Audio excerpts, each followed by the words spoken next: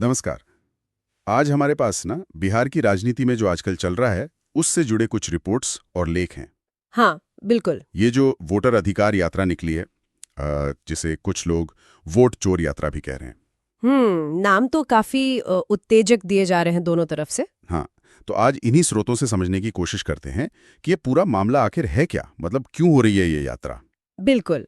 और इसके पीछे का जो विवाद है, खासकर ये चुनाव आयोग की स्पेशल इंटेंसिव रिवीजन मतलब एसआईआर प्रक्रिया, उसको समझना जरूरी है। हाँ, ये एसआईआर का ही सारा खेल लग रहा है। लग तो रहा है। तो हमारा मकसद यही है कि इसकी वजह, ये विवाद और इसका क्या असर हो सकता है, इस पर बात करें। ठीक है, तो शुरुआत हुई 17 अगस्त 2025 को सासाराम से। हाँ, सासाराम से राहुल गांधी ने हरी झंडी दिखाई।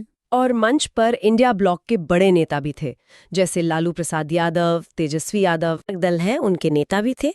माहौल तो एकदम चुनावी बना दिया है। और इसे पेश कैसे किया जा रहा है, मतलब नैरेटिव क्या है? देखिए, विपक्ष की तरफ से तो इसे लोकतंत्र और संविधान बचाने की लड़ाई बताया जा रहा है, एक बड़ी लड़ाई। ओके। और जैसा आपने कहा, इस सबके केंद्र में है वो चुनाव आयोग की एसआईआर प्रक्रिया। जी, स्पेशल इंटेंसिव रिवीजन। विप- विपक्ष का सीधा आरोप है, बिना लाग लपेट के, कि इसकी आड़ में वोट चोरी हो रही है। वोट चोरी, ये बहुत बड़ा इल्जाम है।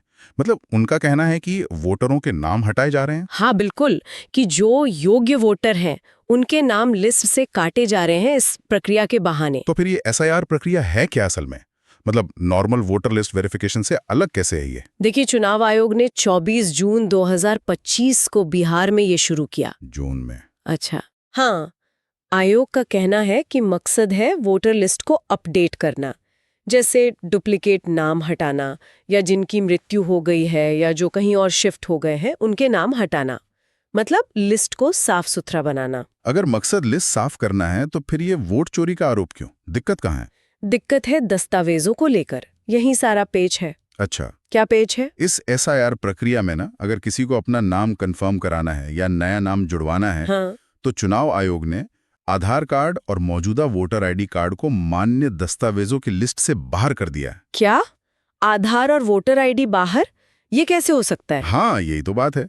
इसकी जगह 11 दूसरे दस्तावेजों की लिस्ट दी है। कहा है कि इनमें से कोई एक दिखाना जरूरी होगा। ये तो बहुत अजीब बात है। आधार और वोटर आईडी तो सबसे कॉमन है आजकल। बिल्कुल।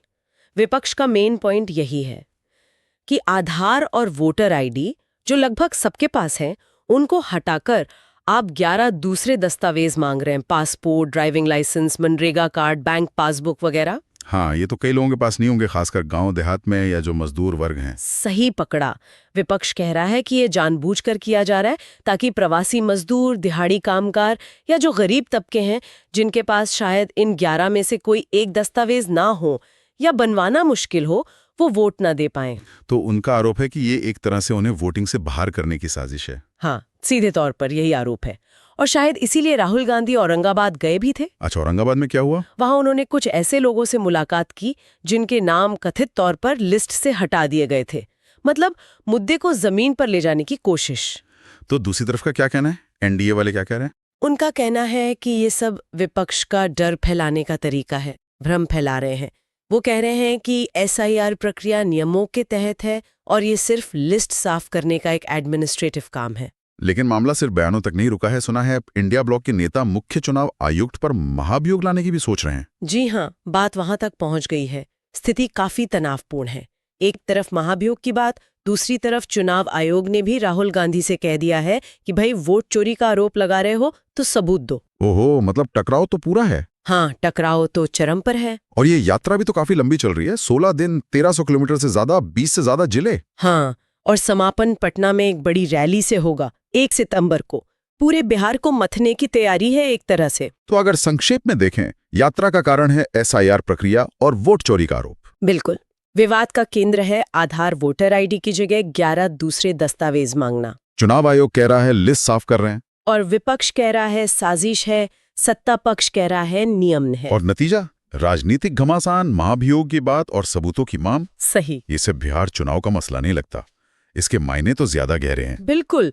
ये एक बहुत बुनियादी सवाल उठाता है ना, कि वोटर लिस्ट को सही और साफ रखने की जरूरत और हर नागरिक के वोट देने के अधिकार की रक्षा, इन दोनों के बीच संतुलन कैसे बने।